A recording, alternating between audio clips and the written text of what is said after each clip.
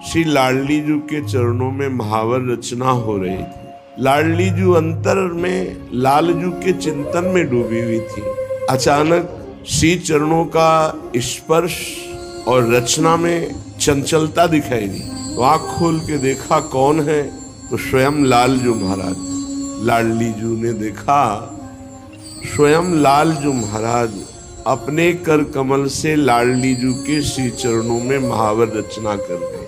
कैसा ये एकांतिक अद्भुत सेवा सुख है। स्वयं परमात्म तत्व है लालजू महाराज, आनंद सिंधु है, पर प्रेमाधीनता इतनी प्रबल है। अपने ही प्रेम स्वरूप से लाडली जी के श्री चरणों में महावर रचना कर। लालजू महाराज अपने कर कमल को तभी सफल मानते हैं जब प्रेम समुद्र का सार स्वरूप श्री लाडली जी के श्रीअंग की कोई भी सेवा मिल जाए।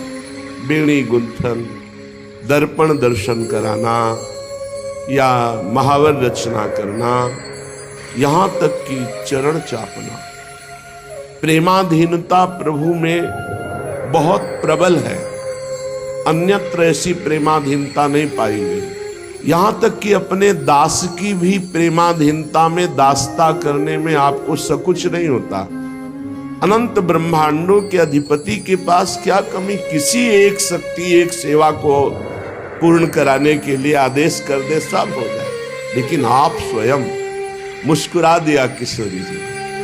प्रभु आपकी प्रेमाधीनता अद्भुत है। प्रभु चित्र रचना कर रहे, श्री चरणों में महावर लगा रहे हैं और कोकिला डाल पे बैठी हुई बोल रही राधा राधा राधा। फिर शांत हो जाती। लालजू ने कोकिला से कहा, ऐ वृंदावन के प्रेम स्वरूप वृक्ष में विराजमान प्रेम स्वरूप कोकिला, ये जो प्रेम अमृत का पान करा रही श्रवणेन्द्री के द्वारा राधा राधा प्रिया प्रिया श्यामा श्यामा, तू शांत क्यों हो गई? गा, मैं तेरी बलिहारी जाऊं। एक कोकिला, तू भी श्याम और मैं भी श्याम, बस मेरे मन में तू मन मिला दे तो देख मेरा मन राधा रंग में रंगा हुआ है। तू भी राधा राधा गा रहे, इसलिए तेरी बलिहारी जाऊं। ध्यान दीजिए, प्रभु बलिहारी जा रहे हैं जिसके मुख से राधा राधा निकल रहा है। जब कोई राधा बोलता है तो मेरे प्यासे कान उधर हो जाते हैं, मेरी दृष्टि उसके ऊपर हो जाती है। क्या दो इसको? प्यारी जी का नाम सुनाया तो पहले तो रजिस्टर ही फाड़ देते हैं। अनंत जन्मों का लेखा जोखा जो चित्रगुप्त के द्वारा है वो सब खत्म कर देते हैं। प्रेम में आविष्ट होकर सोचते हैं राधा नाम के बदले में इसको क्या दूं, तो त्रिभुवन में राधा नाम के बदले में ये माया वाली वस्तुएं देने योग्य थोड़ी है। तो प्रभु स्वयं अधीन हो जाते हैं। प्रेम रंग में और रंग चढ़ रहा है। कोकिला तू और जोर से बोल राधा राधा राधा राधा। मैं अपना तन, अपना मन, अपना प्राण सब कुछ राधा नाम उच्चारण करने वाले के ऊपर बलिहार कर देता हूं, न्यौछावर कर देता हूं। ये राधा नाम सुधा रसम, ये संजीवनी मूरी है, ये अमृत रस है। बड़े भाग्यशाली हैं जिनके कान में ये राधा नाम पड़ता है, और उससे भी महान भाग्यशाली हैं जो हर समय राधा राधा ऐसा रटते हैं। भगवत नाम, भगवत धाम, भगवत लीला चरित्र और भगवत रूप एक भी पकड़ ले, कुछ चार में से एक ही पकड़ ले, वो परम पद का अधिकारी हो जाएगा। दृढ़ता पूर्वक पकड़े, अन्य आश्रय छोड़कर। जे भी शनकादि ने भगवत लीला चरित्र प्रारंभ किया, ते ही सबके देखते देखते वहीं बीच में ही भक्ति, ज्ञान, वैराग्य बड़े तेजस्वी होकर के विराजमान है।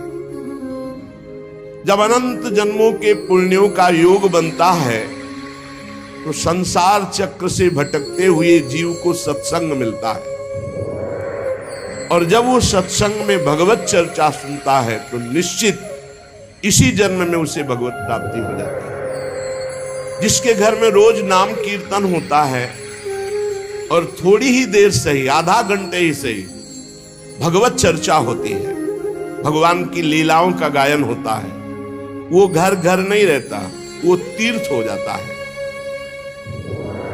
गंगा जी स्नान करने से वाह पवित्रता फिर धीरे धीरे मानसिक पवित्रता की तरफ गति होती है। लेकिन यदि भगवत लीला चरित्र सुना जाए तो वाह और आंतरिक दोनों पवित्रता हो जाती है। जिसको इसी जन्म में भगवत प्राप्ति की इच्छा है तो एक श्लोक ही सही, एक श्लोक ही गायन करें, कोई भी एक श्लोक याद।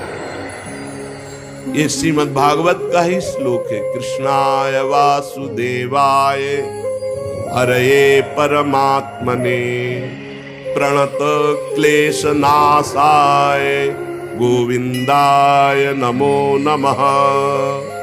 सनकादिक कहते हैं जो पुरुष अहर्निश भगवान का नाम जप करता है, अहर्निश निरंतर महिमा है, जो अहर्निश, और जहां भगवान की चर्चा होती, जैसे प्यासा आदमी दौड़ के जाता है, बावरों सो रस में फिरे खोजत नेह की बात, बावरा में कहां भगवत चर्चा हो रही, और जाके वहां शांत एक चित्त होकर बैठकर भगवत चर्चा सुनता है। तो कह रहे जन्म कोटि कृतम पापम नश्यते नात्र संशया, करोड़ों जन्मों के पाप उसके नष्ट हो जाते, इसमें कोई संशय ना करे। जो पुरुष पधारने जा रहा हो, शरीर पूरा हो रहा हो, उस समय नाम कीर्तन, उस समय भगवान के लीला चरित्रों के 2-4 अध्याय गान कर दे, निश्चित वो भगवान के धाम को जाएगा, निश्चित। जो धनी मानी जन है, यदि वे स्वर्ण का सिंहासन बनाकर उसमें श्रीमद् भागवत ग्रंथ विराजमान करके किसी वैष्णव को दान कर दे तो उन्हें भगवान का सायुज्य मोक्ष प्राप्त होता है, सायुज्य पदवी प्राप्त होती है। संसार में सब कुछ सुलभ हो सकता है, पर संत समागम बहुत कठिन है। संत समागम, भगवत प्रेमी महात्मा का मिलना, महत्संगस्तु सुदुर्लभ हो। करोड़ों जन्मों के जब पुण्य एकत्रित होते हैं, तब भगवत प्रेमी महात्मा का सानिध्य और उनके श्रीमुख से सिद्धांत और भगवत चर्चा सुनने को मिलती है। नारद जी, आप बड़े ही महान योग निधि महात्मा है, क्योंकि आपने जगत कल्याण के लिए ज्ञान वैराग्य को पुष्ट करने के लिए प्रयत्न किया। भगवत मार्ग में भगवत लीला कथा श्रवण रसास्वादन करने के लिए झूठ बोलना त्यागना आवश्यक है। दूसरा, व्यभिचार। झूठ बोलना और व्यभिचार करने वाला, चाहे वो कथा कहे या कथा सुने, उसे स्वाद नहीं आएगा। इसलिए सनकादि कह रहे सत्य भाषण और ब्रह्मचर्य पालन। जो फल तपस्या, योग और समाधि से भी प्राप्त नहीं हो सकता, वो भगवान की लीला कथा अमृत सुनने से प्राप्त हो जाता है। सनकादि ने महिमा वर्णन की। शौनक जी ने पूछा, सूत जी, ये तो आपने बड़े आश्चर्य की बात कही। इस श्रीमद् भागवत में ब्रह्मा जी के भी आदि कारण प्रभु श्री हरि का निरूपण किया गया है, परंतु ये मोक्ष की प्राप्ति में ज्ञानादि सभी साधनों से बढ़कर के है, ऐसा सनकादि जी ने कहा। सूत जी ने कहा, शौनक जी, इसका एक गुप्त रहस्य है। जब भगवान श्री कृष्ण इस धराधाम को छोड़कर अपने परम धाम को जाने लगे, तब उनके मुखारविंद से एकादश स्कंद का ज्ञानोपदेश सुनकर के उद्धव जी ने पूछा। उद्धव जी ने कहा, गोविंद, अब तो मुझे दिखाई दे रहा है कि आप अपना कार्य पूर्ण करके परम धाम को पधारना चाहते हैं। मुझे मेरी चिंता नहीं है, मैं तो आपके जूठन के प्रभाव से, नाम जप के प्रभाव से, आपके उपदेश के प्रभाव से परम पद की चिंता नहीं करता। एक चिंता मेरे हृदय में, घोर कलिकाल आपके जाते ही आ जाएगा, अपना प्रभाव दिखा देगा। इसमें दुष्टों की बाहुल्यता होगी, संतों का संसर्ग मिलना बड़ा कठिन हो जाएगा। यहां जो मिलेंगे भी तो छल कपट और उग्र प्रकृति के, इसलिए ये पृथ्वी बड़ी दूषित हो जाएगी। कमल नयन, आप जा रहे हैं, फिर यहां कल्याण कैसे होगा, सबका मंगल कैसे होगा? प्रभास क्षेत्र में उद्धव जी के वचन सुनकर भगवान ने उद्धव जी की बात पर विचार किया और भगवान अंतर्ध्यान हुए और श्रीमद् भागवत में विराजमान हो। भागवत में देखते देखते उद्धव जी के श्रीमद् भागवत के अक्षरों में प्रवेश कर गए और आवाज हुई कि आज से श्रीमद् भागवत को मेरा साक्षात वांग्मय स्वरूप समझो। मैं अपनी संपूर्ण ज्ञान वैराग भक्ति शक्तियों के साथ श्रीमद् भागवत के अक्षरों में विराजमान हूं। इसलिए ये श्रीमद् भागवत साक्षात कृष्णमयी है, कृष्ण मूर्ति है। जिस समय सनकादि मुनीश्वर इस प्रकार भगवत चर्चा की महिमा बखान रहे थे, उसी समय तरुणावस्था को प्राप्त ज्ञान और वैराग्य और भक्ति सभा के बीच में ज्ञान भक्ति वैराग्य प्रकट हो गए और जोर जोर से गाने लगे, श्री कृष्ण गोविंद हरे मुरारे, हे नाथ नारायण वासुदेव। सभी सभासदों ने देखा परम सुंदरी दिव्य तेजोमयी प्रेम लक्षणा भक्ति भागवत के अर्थों का आभूषण पहने हुए सब मुनिजन आश्चर्य हो, यह ऐसा तेजमय स्वरूप ज्ञान वैराग्य भक्ति का। तब सनकादि ने कहा, आश्चर्य मत करो, ये भक्ति देवी अभी अभी श्रीमद् भागवत की महिमा से प्रकाशित होकर के तरुण अवस्था को प्राप्त ज्ञान वैराग्य के साथ प्रकट हुई है। अपने पुत्र सहित विनम्र होकर के भक्ति जी ने सनत कुमार जी से कहा। भक्ति बोली, मैं तो कलयुग में नष्ट प्राय हो गई, पर आपने भगवान की लीला कथा अमृत से मुझे पुष्ट कर दिया। अब आप आदेश कीजिए, मैं कहां रहूं?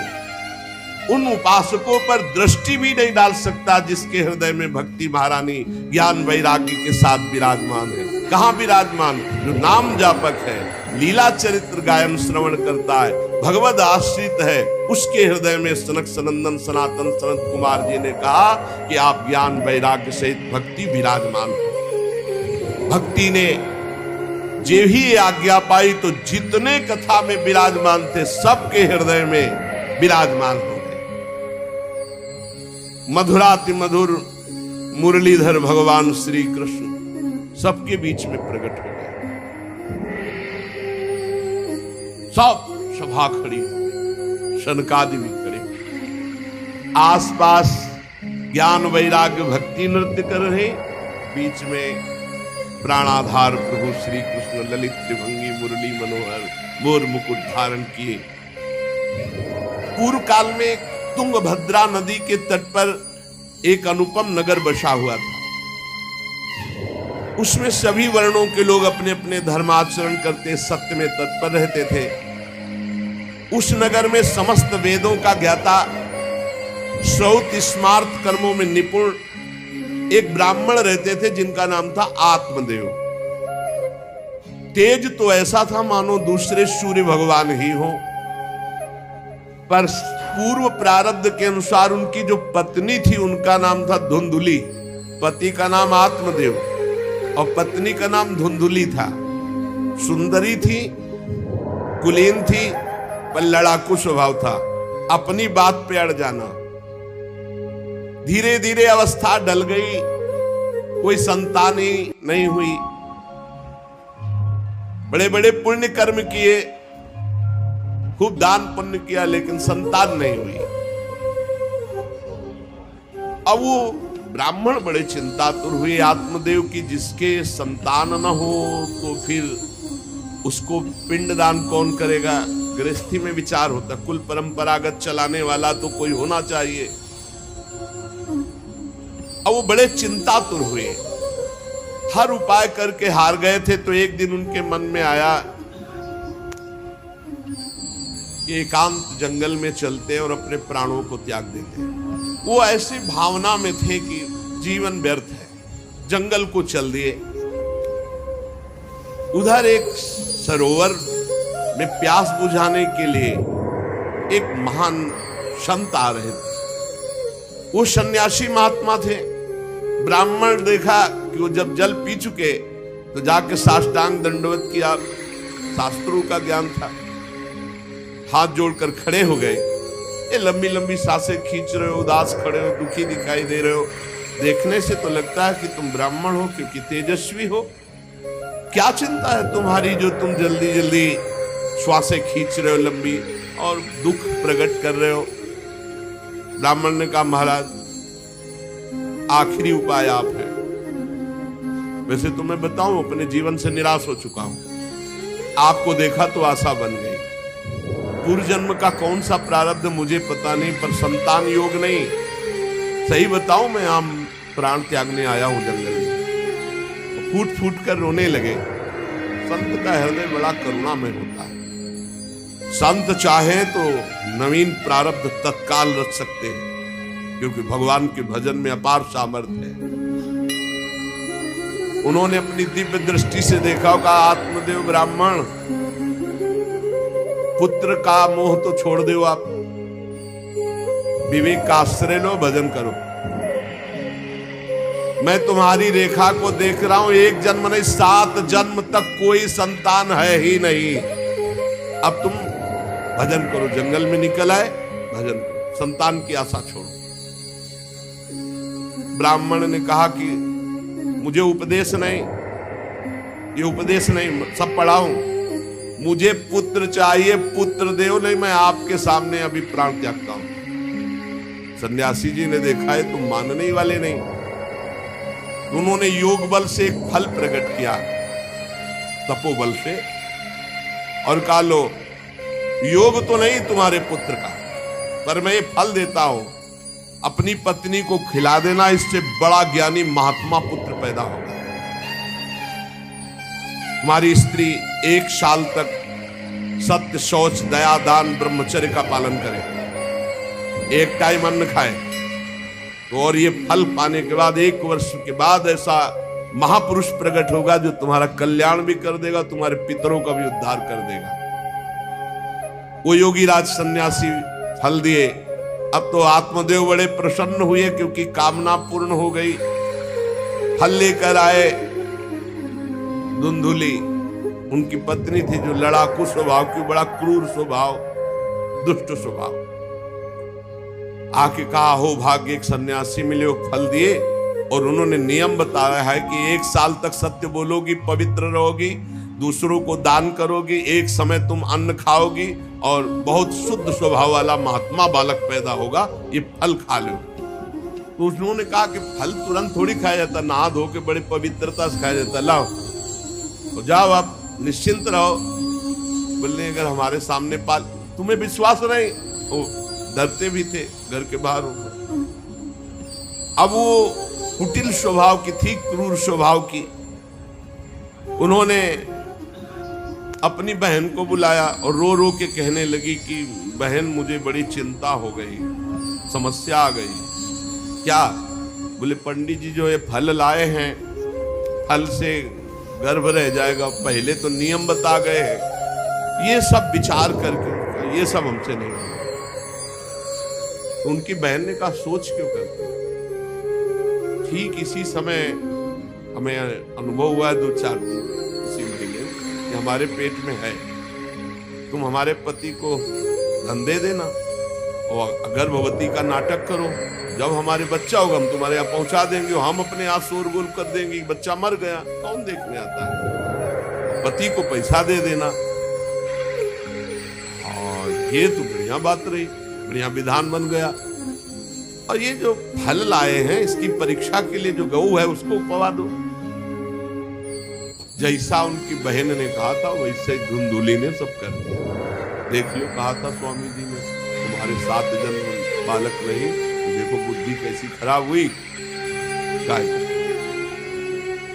अब जब उसकी बहन के पुत्र हुआ तब तक वो कपड़ा पड़ा पेट में लगा के नाटक करती रही होगी कि हमारे गर्भ है। फिर एकदम घोषणा कर दी जब वो पुत्र रातों रात पहुंच गया, ये हमारे संतान हो गई। उसके पिता को अच्छा धन दे दिया, वो धुंधुली को ला करके बहन का बेटा दिया। आत्मदेव तो बहुत आनंद हो गए, बालक के जात कर्म संस्कार कराए, खूब दान पुण्य किया, मांगलिक कृत्य किए। धुंधुली ने अपने पति से कहा, पता नहीं क्या कारण मेरे वक्षा स्थल में दूध तो है नहीं, और अभी नया बालक है, बिना मां के दूध के जीवित नहीं रहेगा, तो हमारी बहन के बालक हुआ था पधार गया है, उसको बुला ले क्या? अरे उन्होंने कहा बिल्कुल बुलाओ, हम और पैसे देंगे, स्वागत करेंगे, हमारा बच्चा पुष्ट होना चाहिए। बहुत बुद्धि लगाते क्रूर स्वभाव के लोग, कैसा एकदम फिट कर लिया विधान। अब उसको बुला लिया बालक का पालन पोषण करने के लिए, पैसे के लिए, और वो असली मां तो वही है ही है। पुत्र की रक्षा के लिए जो जो कहा आत्मदेव ने वो सब स्वीकार कर लिया। 3 महीने इस बालक के व्यतीत होने के बाद, उन्होंने कहा था 1 साल बाद होगा, 3 महीने व्यतीत होने के बाद गौ के बच्चा हुआ मनुष्याकार, केवल कान गौ के, पूरा मनुष्याकार, सर्वांग सुंदर, दिव्य तेजों में स्वर्ण की सी कांति, क्योंकि वो योगी के तप का। ब्राह्मण देवता नाच पड़े कि भगवान जब दिए तो कितना आनंद, घर में भी बच्चा और गौ के भी बच्चा ही हुआ। खूब संस्कार करके मंगल दान, बड़े प्रसन्न है। सब लोग कहते हैं आत्मदेव का देखो कैसा भाग्य बदला कि घर में भी पुत्र हुआ, गौ के भी पुत्र हुआ, बछड़ा नहीं, केवल कान भर। कैसे आश्चर्य की बात, दिव्य बालक उत्पन्न हुआ। पर इस गुप्त रहस्य का किसी को पता नहीं। आत्मदेव ने देखा कि बालक पूरा मनुष्याकार, केवल कान, गाय के तो नाम रखा गोकर्ण, और धुंधुली ने किसी शास्त्रीय पद्धति से नहीं, अपनी पद्धति से, हमारा नाम धुंधुली तो हमारे लड़के का नाम होगा धुंधकारी, उसका नाम रखा धुंधकारी। कुछ काल व्यतीत हुआ, दोनों जवान होने लगे। गोकर्ण में पूर्ण वैदिक सिद्धांत, धर्म पूर्वक, बड़े ज्ञानी महात्मा, और धुंधकारी पूर्ण दुष्ट, और बड़ा हुआ हिंसक स्वभाव, अस्त्र शस्त्र धारण करके अब धीरे धीरे व्यभिचार करने लगा, वैश्याओं से संपर्क रखने लगा। संपत्ति थी ही, सारी संपत्ति वैश्याओं को। एक दिन पिता ने कहा आत्मदेव ने कि तुम्हारे आचरण इतने आसुरी प्रभाव के, हमें लगता है कि तुम हमारा सर्वनाश करने के लिए प्रकट, ये क्यों करते हो? तो खूब गिरा गिरा के मारा आत्मदेव को। सन्यासी की बात अब याद आई कि तुम्हारे भाग्य में पुत्र सुख नहीं है, खूब मारा आत्मदेव को। जब इतनी जोर से मार रहा था तो थोड़ी तो दया आई कि पति है, बचा ले, तो धुंधुली गई, तो फिर धुंधुली की दम जम के पिटाई की। अब वो तो राक्षसी स्वभाव। अब जब सारी संपत्ति स्वाहा, खाने को भी नहीं, तो धुंधुली बैठ के रोती। पिता बैठ के रो रहे थे, मैं सन्यासी की बात मान जाता तो गोकर्ण जी आए और उन्होंने कहा पिताजी छोड़ो इसे, आपका शरीर नष्ट हो जाएगा, इसलिए मेरी प्रार्थना मानो, आज से निकलो घर से और वन में जाओ, भगवान का चिंतन करते हुए जीवन व्यतीत करो। बस उसी समय गोकर्ण को मन से प्रणाम करके कि भगवान गुरु रूप से इसी रूप में आकर मुझे उपदेश दे रहे, उसी समय आत्मदेव जी ने तो घर छोड़ दिया और वन की यात्रा की। बड़ी निष्ठा से अपनी बुद्धि को समेटा संसार से, रात दिन भगवान के चिंतन में लगा दिया। भगवान के चिंतन और भागवत के 10वें स्कंद का रोज पाठ पूरा, इसके प्रभाव से श्री कृष्ण चंद्र की प्राप्ति हुई, गोकर्ण जी के उपदेश से आत्मदेव की। अब जब पिता वन को चले गए तो और छूट, वैसे मानता तो था ही नहीं पर और छूट हो गई। अब धुंधकारी ने उठाई लाठी डंडा जो धुंधुली की डट के पिटाई की और कहा बता धन कहाँ है। अब जितना धन था तो सब ले गया, किसी तरह वो छूट पाई, भागते हुए जाकर कुएं में गिरकर अपने शरीर को नष्ट कर दिया कि रोज की पिटाई से अच्छा एक बार दुर्गति को प्राप्त। योगनिष्ठ गोकर्ण जी ने जब देखा कि धुंधकारी का आतंक बढ़ रहा है तो उन्होंने छोड़ दिया। जो ज्ञानी पुरुष होते प्रपंच नहीं स्वीकार करते, उनको कोई सुख दुख इससे नहीं, उदासीन भाव से तीर्थ यात्रा को निकल गए। धुंधकारी ने 5 वैश्याओं को अपने संग में रखा, सब नौजवान वैश्याएं। अब उनके लिए पशुओं का मांस चोरी करके उनकी मनोकामनाएं पूरी करना। एक दिन उन वैश्याओं ने कहा कि हमको तो हार नहीं पहनाया आज तक, कामना होती है। अब 5 को हार लाने के लिए तो बहुत रुपया चाहिए। जिसको देखता काट करके जो मिलता धन एकत्रित करके 5 के लिए सुंदर आभूषण। स्त्रियों ने सोचा कि नित्य नवीन चोरी करता है, आज हमने हार के लिए कहा तो 5 के लिए व्यवस्था कर दिया। पकड़ा जाएगा, जब ये पकड़ा जाएगा तो राजा इसे फांसी देंगे तो हमको भी 5 को फांसी मिलेगी, मरना तो है ही है ना इसे।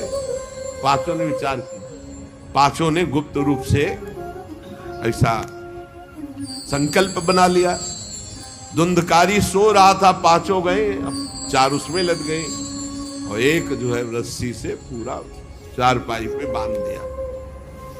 और जब उसकी आंख खुली तो रस्सी गले में डाल करके फांसी लगा रहे, पड़े पड़े दहकते हुए अंगारे उसके मुंह में और खूब कस के गला दबा, छटपटा छटपटा कर पीट पीट के मार डाला धुंधकारी। और उसके शरीर को वहीं घर में एक गड्ढा बना के 5 ने गाड़ दिया और वो सारा माल मता पैसा सब कुछ उनको पता था। तो धुंधकारी को भयंकर प्रेत योनि की प्राप्ति।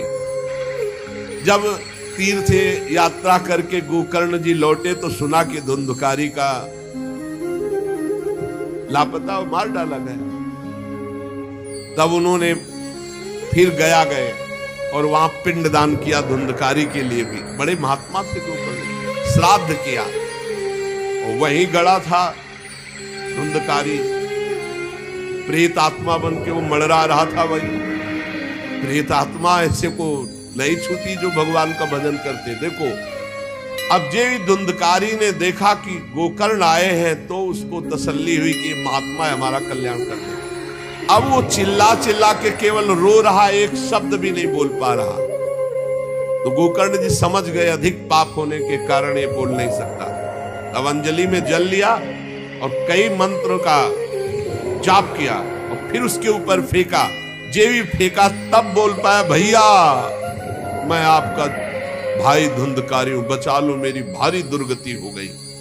गोकर्ण ने कहा कि तुम्हारा उद्धार तो हो जाना चाहिए, तुम्हारे लिए तो मैं गया में गया, वहां श्राद्ध दिया, तीर्थों में भी अनुष्ठान किया, फिर तुम्हारा प्रेतियों से उद्धार कैसे नहीं हुआ?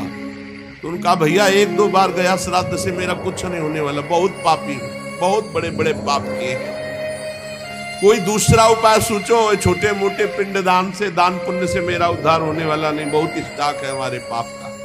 गोकर्ण जी की आज्ञा पाकर धुंधकारी बाहर भटक रहा है। रात भर विचार किया कि इसका कल्याण कैसे होगा, जब सैकड़ों गया श्राद्ध से कह रहा उद्धार नहीं होगा। अब जब प्रातः काल हुआ, दरवाजा खुला तो बहुत से विज्ञजन आकर के गोकर्ण जी से मिले। गोकर्ण ने सबसे सलाह की कि क्या हो सकता है, ऐसे ऐसे स्त्रियों ने उनको मारा और वो प्रेत योनि को प्राप्त हुई।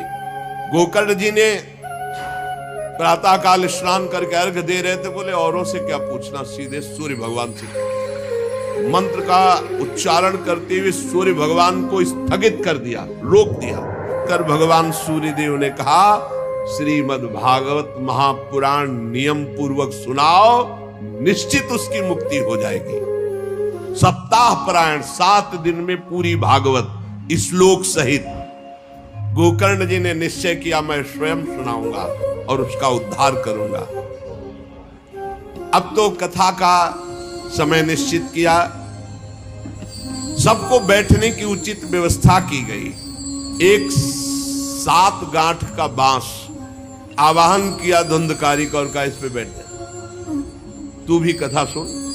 गोकर्ण जी ने एक वैष्णव को मुख्य श्रोता बनाया और प्रथम स्कंद से स्पष्ट स्वर में कथा सुनानी प्रारंभ की, श्लोक और अर्थ। सायंकाल को विश्राम दिया तो एक बड़ी विचित्र बात हुई। सभासदों के देखते देखते एक बांस में तड़ तड़ की आवाज हुई, एक गांठ फट गई। दूसरे दिन कथा हुई, दूसरी गांठ, तीसरे दिन तीसरी गांठ, 7 दिनों में 7 गांठें फाड़ करके धुंधकारी परम पवित्र दिव्य रूप भगवत पार्षद रूप धारण करके प्रकट हो गया। सामने आकर गोकर्ण को प्रणाम किया और कहा भाई अब मैं भगवत पार्षद बन गया, प्रेत योनि से मुक्त। 7 दिन में भयंकर पापात्मा धुंधकारी श्री भगवान की चर्चा सुनने के कारण भगवत स्वरूप हो गया। एक दिव्य विमान आया, भगवान वैकुंठ नाथ के पार्षद मंडलाकार तेजो में विमान, और सबके देखते देखते कहा धुंधकारी आओ, और वो दिव्य पार्षद रूप विमान पे चढ़ा। जब विमान पे चढ़ के जाने लगा तो गोकर्ण जी ने रोक दिया, रुको, ये क्या? कथा तो शास्त्रों लोगों ने सुनी, तो आपको शास्त्रों विमान लाना चाहिए और सबको बैठाल कर ले जाना चाहिए, क्योंकि हमारे सुनाने में कोई भेद नहीं था और ये सुन भी सब ध्यान से रहे थे। तो भगवत पार्षदों ने कहा आपके सुनाने में कोई भेद नहीं था, पर सुनने में भेद हो गया, श्रवण भेद हो गया। ये उपवास करके बिना कुछ खाए पिए रात दिन कथा का ही चिंतन करता रहा, मनन करता रहा, इसके कारण इनको भगवत पार्षद रूप मिला जा रहे। और ये कथा सुना भर है, मनन नहीं किया, मनन विषयों का हुआ, इसलिए विमान पे नहीं। गोकर्ण जी आपको तो लेने के लिए स्वयं गोलोक बिहारी आएंगे, यूं कह करके विमान अंतर्धान अर्थात चले गए। गोकर्ण जी ने समस्त श्रोताओं से कहा बिना तुम्हें विमान में बैठा ले मुझे चैन नहीं। सावन के महीना में हम फिर अनुष्ठान करेंगे, सब लोग कथा सुनो और सच्चे नियम से रहो, उसका मनन करो। ऐसा ही किया, सब लोग उपवास करके अल्पाहार करके कथा सुने, और जे ही 7 दिन में कथा की समाप्ति हुई तो भगवान के बहुत से पार्षद विमान लेकर आए और जितने कथा सुनने वाले थे सबको परम धाम ले गए। और भगवान ने गोकर्ण जी को स्वयं गोलोक बिहारी हृदय से लगाया, जे भी हृदय से लगाया तो गोकर्ण भगवत स्वरूप हो गया। वही किरीट श्यामवर पीतांबर धारण किए हुए, कुंडल आदि से विभूषित। यहां तक कहते हैं कि उस कथा में सुनने में जो कुत्ते भी बैठे थे वो भी गोकर्ण जी की दृष्टि पड़ने पर विमान पर बैठकर भगवत धाम को गए। भक्तवत्सल भगवान श्री कृष्ण इतने गोकर्ण जी पर प्रसन्न हुए कि तुमने सबको कथा सुनाकर मंगल अनुष्ठान। इसलिए गोकर्ण जी जिस जिस को चाहा, मालूम कथा सुनकर कुत्ता मनन तो नहीं कर सकता, लेकिन गोकर्ण जी ने मनन किया कि ये कुत्ता भी कथा में बैठा था, इसका भी भगवत उद्धार हो जाए। ये आप इसीलिए आसपास जो ये जीव जंतु सब भगवत स्वरूप हो जाते हैं। बड़े बड़े सिद्धों को जो गति नहीं मिलती, भगवान की लीला कथा सुनने से, गोकर्ण जी के प्रभाव से धुंधकारी सहित समस्त श्रोताओं को भगवत धाम की प्राप्ति विशेष चर्चा की। श्री राधा वल्लभ लाल की जय।